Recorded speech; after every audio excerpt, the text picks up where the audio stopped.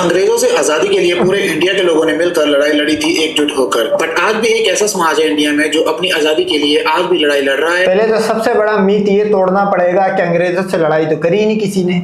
इस हिंदू कहां से लड़ाई करेगा भाई? हिंदू तो उससे पहले 1200 साल तक गुलाम था। दरअसल अंग्रेज कमजोर हुआ था अफगानिस्तान में भाई साहब, फिर वो जाके कॉलोनियल जो बना के जाता है, कॉलोनियां बना के गया भाई साहब।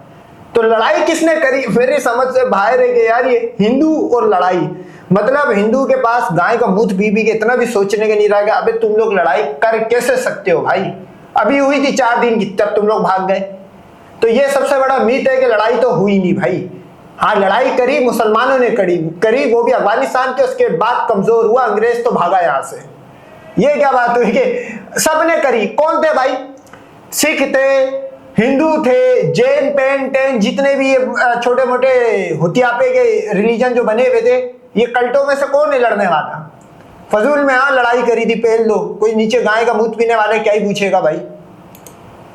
पर दुख की बात यह है कि उनकी लड़ाई में कोई भी उनका साथ नहीं दे रहा, एंड वो लड़ाई भी खुद अपने ही देशवासियों के साथ लड़ रहे हैं अपनी आजादी और बेसिक राइट्स के लिए। ये लड़ाई लड़ी जा रही है कास्ट सिस्टम के खिलाफ, और उस पीड़ित समाज का नाम है दलित, आदिवासी और छोटी जातियों के लोग, जो कि हर रोज इंडिया में उस नफरत का सामना करते हैं जो कि वो बिल्कुल भी डिजर्व नहीं करते। और जुल्म करने वाले भी खुद इंडियंस ही हैं, जो कि मोस्टली अपर कास्ट हिंदूज कहलाते हैं। तो आइए आज जानते हैं इंडियन कास्ट सिस्टम की रियलिटी एंड ओरिजिन।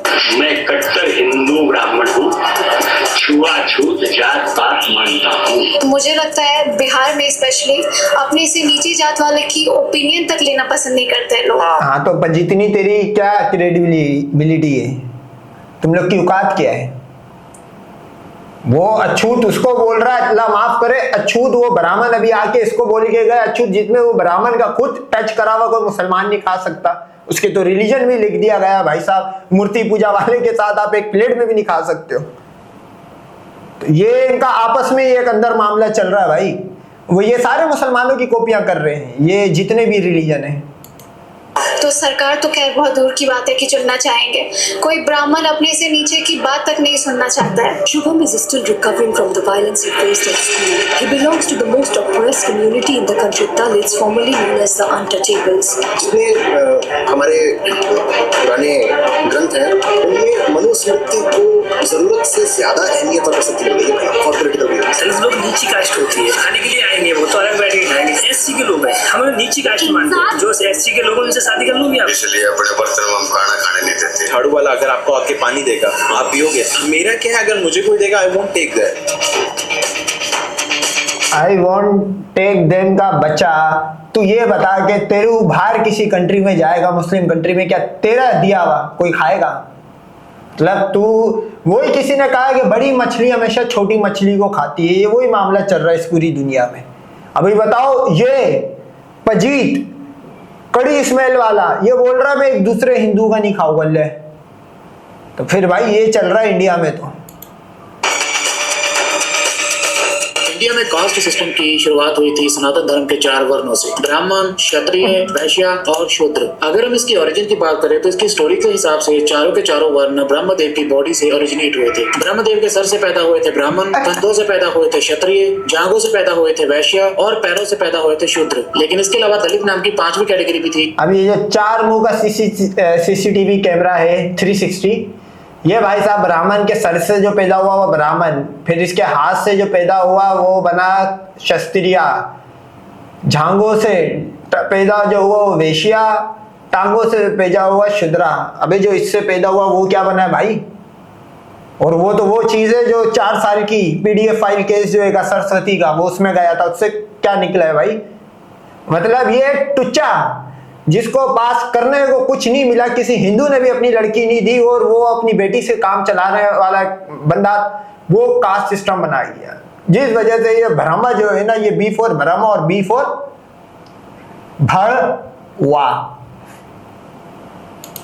जिसे वर्णा में ऐड ही नहीं किया गया था क्योंकि उसे आउटकास्ट माना जाता था। हिंदी में इन्हें अवर्ण बोला जाता था क्योंकि ये लोग जंगलों में रहते थे और किसी भी तरह के रोल में फिट नहीं बैठ रहे थे। सो इनको अवर्ण या आउटकास्ट बोलकर सिस्टम से ही किक आउट कर दिया गया। शुरुआत में इन 4 वर्णों को इनकी कास्ट के हिसाब से नहीं बल्कि इनके काम के हिसाब से डिवाइड करा गया था। इन वर्णों के हिसाब से ब्राह्मण सबसे ऊपर वाले स्थान पे थे क्योंकि वो ब्रह्मदेव के सर से जन्मे थे, जिस कारण उनके पास बहुत नॉलेज थी। सो ब्राह्मण का ऑक्यूपेशन बना teacher, priest and intellectual. Top knowledge कहाँ से आई? क्या है तुम्हारा आज तक की दुनिया में कंट्रीब्यूशन? बताओ तुम्हारा क्या है? तुम तो पढ़े लिखे जाहिल, तुम तो पढ़ना तुमने कोई 1947 के बाद तो स्टार्ट करा मेरे भाई। तुम पढ़े लिखे कहां से थे भाई? किस दौर में तुमने कोई चीज बनाई हो, कोई ऐसी चीज बनाई हो जो दुनिया में कहीं नहीं बनी हो और सिर्फ हिंदू ने बनाई हो भाई? गाय के मूत्र पी के कोरोना का इलाज, कैंसर की मेडिसिन गाय के गोबर से ये बनाया तुमने? क्या बनाया क्या था? फजूल में बस हाँ पेल लो, कोई क्या ही क्रॉस चेकिंग करेगा भाई? 1200 साल की गुलाम की हिस्ट्री है, बोल दे कि बीच में ऐसा हुआ था। बताओ, हाई रैंक और क्या क्या लिखा हुआ, इंटेलेक्चुअल लीडर्स। अबे लीडर तो आए नहीं भाई, लीडरशिप इसको बोलते हैं कि कोई हमला करे तो अपनी बहन बेटियां दे दो। लीडरशिप भी इनमें से है, तो देख लो फिर ये हाल है तुम्हारा हिंदुओं। क्षत्रिय आम से जन्मे थे, सो वो बने प्रोटेक्टर एंड पावर का प्रतीक। सो उनका अच्छा ये थे क्षत्रिय, ये सेकंड हाईएस्ट है भाई साहब। Ruler, military leader and large land owner. ये लड़ने मिलिट्री लीडर थे भाई साहब। पृथ्वीराज चौहान को घोड़े की गाफ पे बांध के गोरी ले गया, बताओ। ये लड़ाकू थे। तो माशाल्लाह जो इसके हाथ से पैदा हुआ था ब्रह्मा की, उसके क्या फटे हालात थे, वो 1200 साल की गुलामी में आपको पता लग जाएगा। ऑक्यूपेशन बना वॉरियर्स एंड रूलर्स, यानी कि राज करने वाले। वैश्य जन्मे थे जांगो से और उनका ऑक्यूपेशन बना merchants, farmer and traders etcetera. और शूद्र कहाँ तुम ट्रेड करते थे भाई? मिर्च मसाले के अलावा तुम लोग ने क्या ट्रेड करते हैं दुनिया में? ये वैश्य जांगो से पैदा हुआ था भाई। में थे पैरों से, सो ऑटोमेटिकली उनका ऑक्यूपेशन बना लेबर एंड सर्वेंट का काम। और आखिर में जिन्हें आउटकास्ट का दर्जा दिया गया वो थे शूद्र, जिनको सबसे निचले तल के काम दिए गए थे, जैसे कि मल मूत्र साफ करना, नालियां साफ करना, कूड़ा करकट उठाना एक्सेट्रा। ये जो सभी वर्ण मैंने आपको अच्छा ये मल मूत्र और नालियां साफ करना, तो ये हिंदुओं की 4 कास्टें इसने बता दी, 4 या 5। ये 5 की 5 कास्टें अरब में जाके मुसलमानों के वॉशरूम साफ करती है। लो बताओ, तो ये तुम्हारे आपस में चलता होगा कि एक ब्राह्मण का वॉशरूम दलित साफ कर रहा है, लेकिन जब मुसलमान की बारी आती है तो बेटा तुम सबको साफ करना पड़ेगा, नहीं तो तुम सबकी सफाई हो जाएगी। इनका डिवीजन कास्ट से नहीं बल्कि काम से किया जाता था। अगर आसान भाषा में बोलूं तो कास्ट का डिवीजन जो होता था वो कर्म से होता था, ना कि जन्म से। मतलब अगर कोई शूद्र ज्ञान प्राप्त कर लेता है तो वो ब्राह्मण बन सकता है, और कोई वैश्य ताकत हासिल कर ले तो वो क्षत्रिय बन सकता है। बट ये सब कहने की बातें हैं। एक्चुअली में अगर आप हिस्ट्री उठाकर देखें तो आपको एक भी इंसिडेंट ऐसा नहीं मिलेगा जहाँ पर एक शूद्र अपनी नॉलेज के बेस पर एक ब्राह्मण बन गया हो, क्योंकि शूद्रों को तो कुछ करने ही नहीं दिया जाता था। और मैं आपको महाभारत के एग्जाम्पल से ये समझाता हूँ। भगवत गीता में ये कहा गया है कि जाति जन्म से नहीं बल्कि कर्म से तय होती है। बट उसी गीता के महाभारत में जब अर्जुन के युद्ध में ब्राह्मण गुरु कृपाचार्य हाथ में धनुष और तलवार लेकर खड़े थे, तब भी उसे उसके कर्म कारण क्षत्रिय ना मानकर उसे जन्म आधारित ब्राह्मण ही माना गया। इसी महाभारत में द्रोणाचार्य योद्धा की तरह लड़े, पर फिर भी उनके कर्म से उन्हें क्षत्रिय नहीं बल्कि जन्म से ब्राह्मण ही माना गया। फिर अब ये महाभारत की जो कहानी फैल रहा है, मेरे को बताओ दुनिया में किस जगह लड़ी गई है महाभारत? बता भाई। अब ये कि अपनी ही कहानियां है, जब भी तो मैं बोलता हूँ जो कास्ट सिस्टम हिंदुइज्म में है, ये भाई ये मुसलमानों ने ही बनाया है। इनको वो डिवाइड रूल वाला मामला आप समझते हो ना, ये वो वाला मामला था।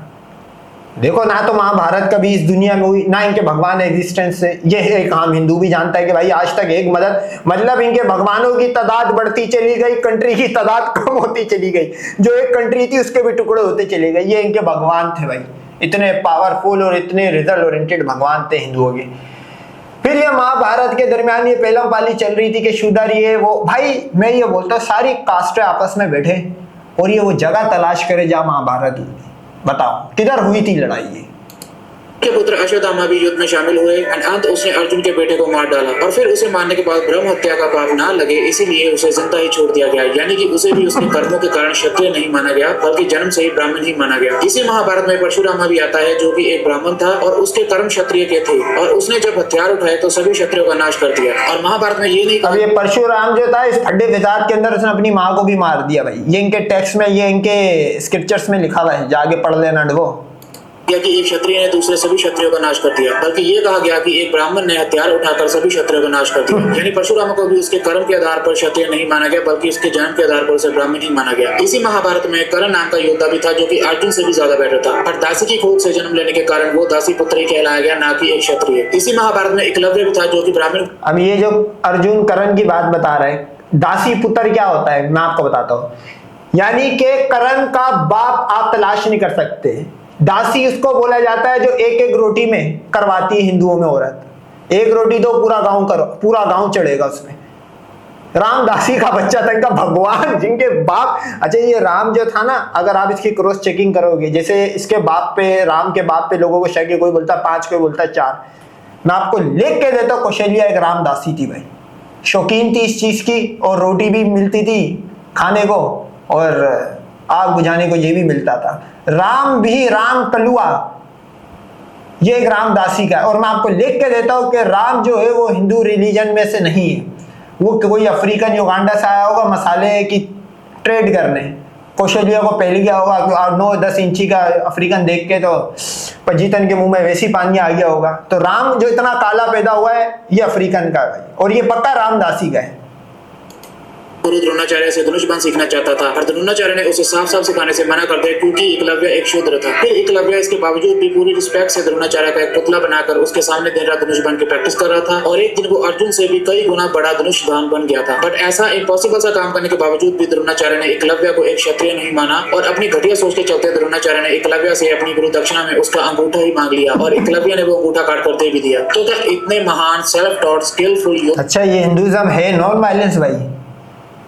किसी का सर काट दो, किसी की उंगली काट दो, कि एक का तो यही कट गया भाई, शिव का तो यही काट दिया, उधार ही काट दिया। बोला जा, क्या तू हाथ हिलाएगा जिंदगी में, ना रहेगा बांस तो ना बजेगी बांसुरी। बांसुरी इसमें हिंदुओं की लड़कियां थी, क्योंकि अगर वो शिव का कट गया तो फिर वो क्या ही बजाएगा किसी पजीतन को। तो मेरा कहने का मतलब ये, इनके रिलीजन में काटा पीटा माम है भाई। ये नॉन वायलेंस रिलीजन है हिंदुइज्म। को भी शूद्र से क्षत्रिय का खिताब मिला? नो, ये कास्ट सिस्टम शुरू से ऐसे नहीं था जैसे जब बन चुका है, इसे शुरू से समझते हैं। इस ब्राह्मण में भी, इसमें भी एक ऊपर से कास्ट रहेगी जो ब्राह्मण से भी ऊपर है, वो है यहूदी, ज्यूज। ये इब्राहिमिक में से उठा के इन्होंने डाली है। फुल सपोर्ट इजराइल करते करते ब्राह्मण से ऊपर यहूदी डाल दिया इन्होंने। हिंदुइज्म में सबसे पहले आए वेद, उसके बाद आए उपनिषद, ये वेदों पर ही आधारित थे। फिर उसके बाद आए पुराण, इसमें भगवानों को पूजने का तरीका क्या है वो बताया गया था। इसके बाद आए 2 ग्रंथ, रामायण एंड महाभारत। अच्छा, ये नई नई किताबें आ रही है। मेरा कहने का मतलब ये कि देखो, होली अगर बुक होती है तो उसका जो राइटर होता है वो एक इंसान नहीं हो सकता, सीधी सिंपल बात है। अबे ये तो आई जा रही है भाई, इनके लिखत वाले भी कोई ना कोई होगी। तो ये क्या भगवान, ये जो वेद पे जो भी इनकी किताबें ये आई है मुसलमानों के दौर में, क्या उस दौर में मौजज़े हो रहे थे भाई? तुम्हारे भगवान एग्जिस्ट करते थे? अगर तो उस दौर में करते थे तो उन्होंने, तुम लोग बोलते हो मुसलमानों ने तुम पे जुल्म करा, तो तुम्हें रेस्क्यू क्यों नहीं करा? वो सिर्फ क्या बातें ठोकने के लिए लिखे हुए थे, क्या सिर्फ किताबों में लिखत पढ़त कर रहे थे? सवाल तो ये पैदा उठता है कि किताबें कौन लिख रहा था, कहां से आ रही थी? भारत एंड इनको सिर्फ ग्रंथ ही नहीं बल्कि इतिहास का दर्जा दिया गया। इसके अलावा स्मृति नाम से भी और भी कई सारे ग्रंथ आए थे एंड इनको धर्मशास्त्र भी बोला गया था। एंड इन्हीं ग्रंथों में से एक थी मनुस्मृति। एंड उसी मनुस्मृति ग्रंथ ने पूरी गेम पलटी और इंडिया में कास्ट सिस्टम को शुरू करा और इसी बात को आज तक पूरा इंडिया फॉलो करता है। अगर ब्राह्मण के घर में बच्चा पैदा हुआ तो वो ब्राह्मण है, राजपूत के घर में अगर बच्चा पैदा हुआ तो राजपूत है, शूद्र के घर में अगर बच्चा पैदा हुआ तो शूद्र है। फिर भले ही शूद्र के बच्चे पढ़ लिख कर अपनी मेहनत से ब्राह्मण, क्षत्रिय और वैश्य के बच्चों से भी आगे निकल जाए, लेकिन इसके बावजूद उनका सोशल स्टेटस और उनकी जात दोनों ही नहीं बदलेगी और लोग उनको उनकी जाति की नजर से ही देखेंगे। और ये चीज हमारे इंडिया में सबसे ज्यादा घटिया चीजों में। और तुम सारे हिंदू जितनी कास्ट है, तुम सब मिलकर भी पढ़ लो तो तुम्हें हम हिंदू ही बोलेंगे, यानी कि काला गुलाम, काला चोर, पर्शियन वर्ड है।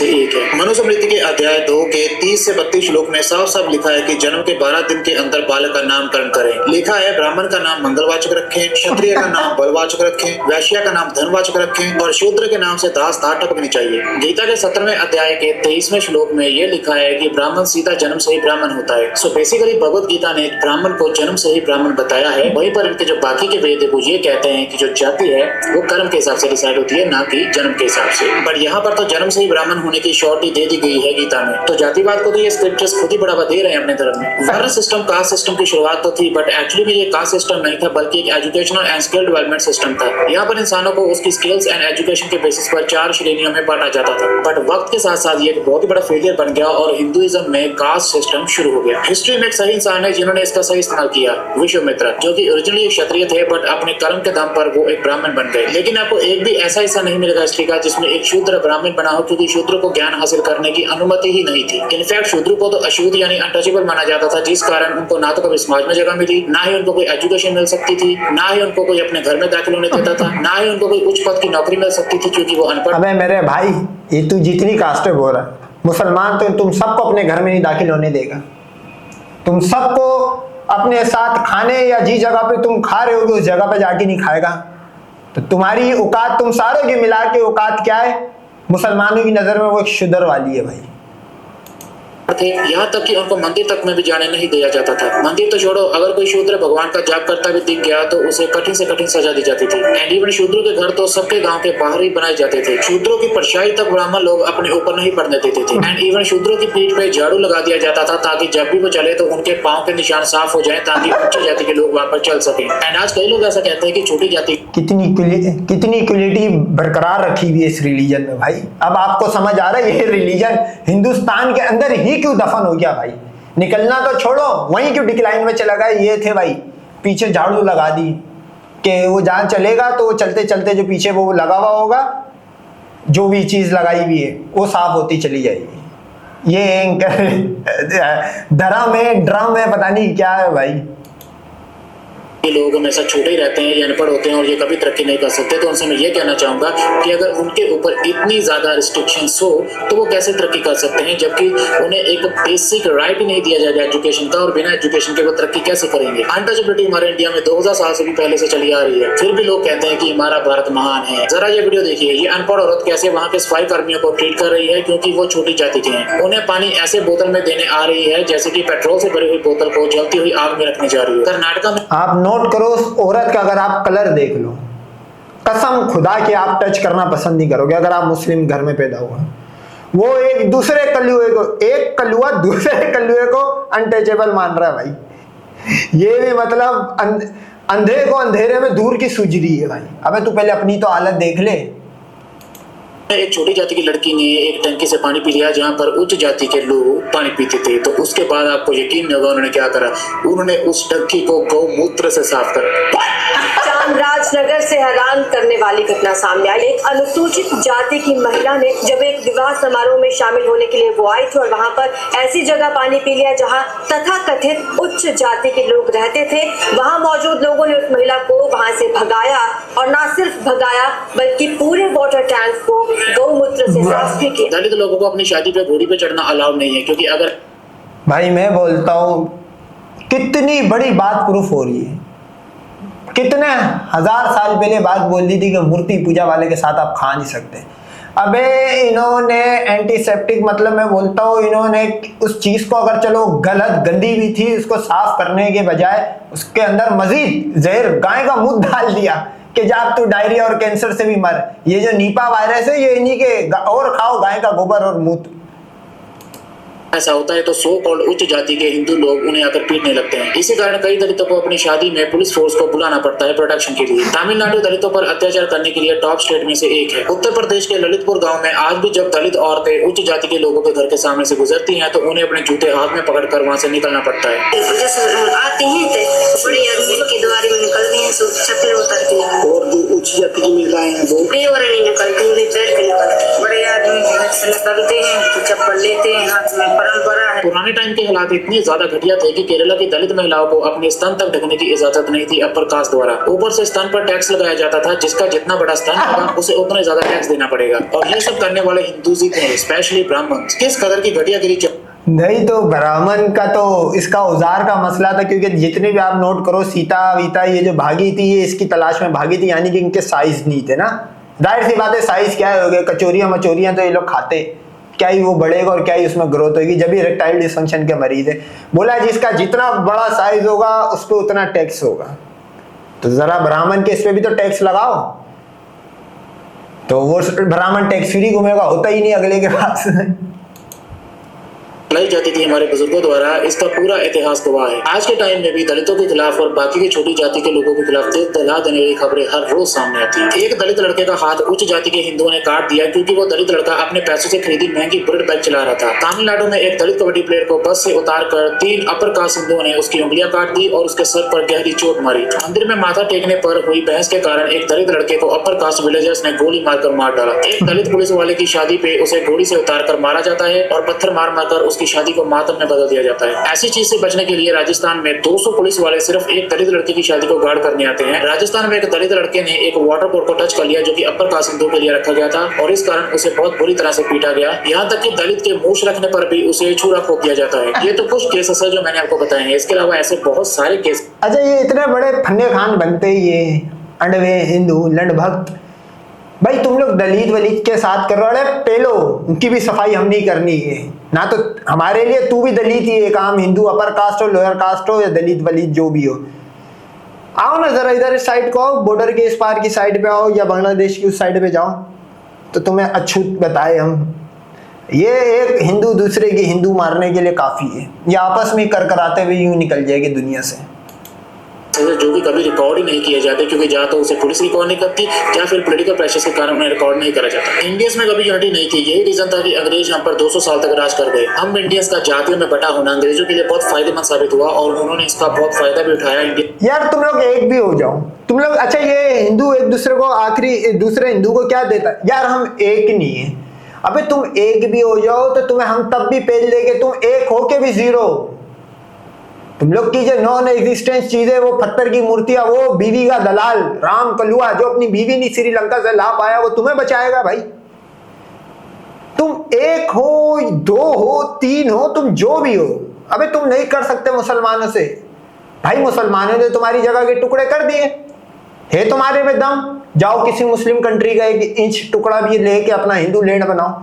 हिंदू लैंड तो तुम हिंदुस्तान को नहीं बना सकते हो। तुम्हें पता है जिस दिन तुम बनाने की करोगे उस दिन तुम्हारा आखिरी दिन होगा, 33 कोटि नामी चीजों का एग्जिस्टेंस का आखिरी दिन होगा। तो ये तुम लोग क्या ढक्कनों वाली बात करते हो भाई। यहाँ पर राज करने के लिए अंग्रेजों ने ये पहली बार 1871 में इंडिया में कास्ट सेंसस यानी कि जाति जनगणना की थी, जिसके बाद उनके पास प्रॉपर डेटा आ गया था सबकी जाति का।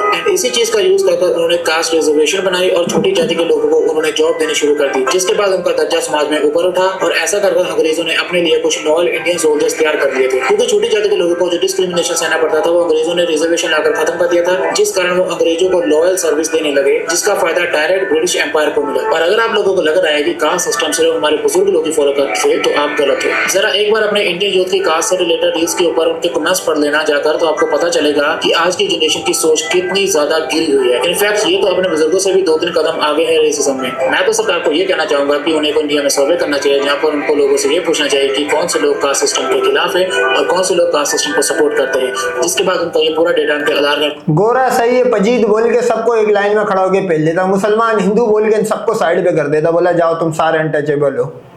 ये आपस में लगे पड़े के साथ अटैच कर ऑनलाइन अपलोड कर देना चाहिए। और उसके बाद कल को अगर उन्हें कभी ब्लड की जरूरत पड़ती है किसी इमरजेंसी में, तो उन्हें सिर्फ उनकी जात के आदमी का ही ब्लड चढ़ाया जाएगा और दूसरे आदमी का ब्लड नहीं चढ़ाया जाएगा जो कि किसी और जात से होगा। फिर भले ही वो मरता है तो मर जाए। मेरे हिसाब से ये तो बेस्ट तरीका है किसी भी कास्ट सिस्टम को खत्म करने का, क्योंकि अगर तुम लोग छुआछूत जैसी हो या फिर जात पात करते हो, ऐसी बेवकूफ वाली चीजें करते हो, so this is the best solution. तो तुम्हें ब्लड भी अपनी ही कास्ट के आदमी का चढ़ाना चाहिए, किसी दूसरी कास्ट का नहीं। ताकि मैं आप लोगों से ये कहूंगा कि ये कास्ट सिस्टम एक बहुत ही घटिया वायरस है, एक बहुत ही गंदी बीमारी है जो कि हमारे पूर्वजों को लगी हुई थी। तो फिर मान तेरी सारी किताबों में झूठ लिखा हुआ है, ये जो उड़ने उड़ाने वाली चूहे उड़ने वाली किताबें ये सारी फजूल है भाई। ये सीता पीता वाली, सीता के 10 सुराग रावण कर गया क्योंकि रावण के 10 ये थे, सब फेक कहानियां मान ले फिर भाई, क्योंकि ये तो उन्हीं किताबों में लिखा हुआ है जिसमें तेरी महाभारत और भगवानों की ये ढकनों वाली कहानियां निकली हुई, कोई 10 चूहे के सर का, सुअर के सर का वो भगवान है, ये उन्हीं किताबों में लिखा हुआ है भाई। बोल वो सब बकवास है, तू उन सबको बकवास बोलेगा तो इसका मतलब तुझे मार्केट में न्यू भगवान तलाश करने पड़ेंगे, जैसा कि तुम लोग कर रहे हो। ट्रम्प और पुतिन के दरमियान इन द एंड तुमने ट्रम्प चूज करा है।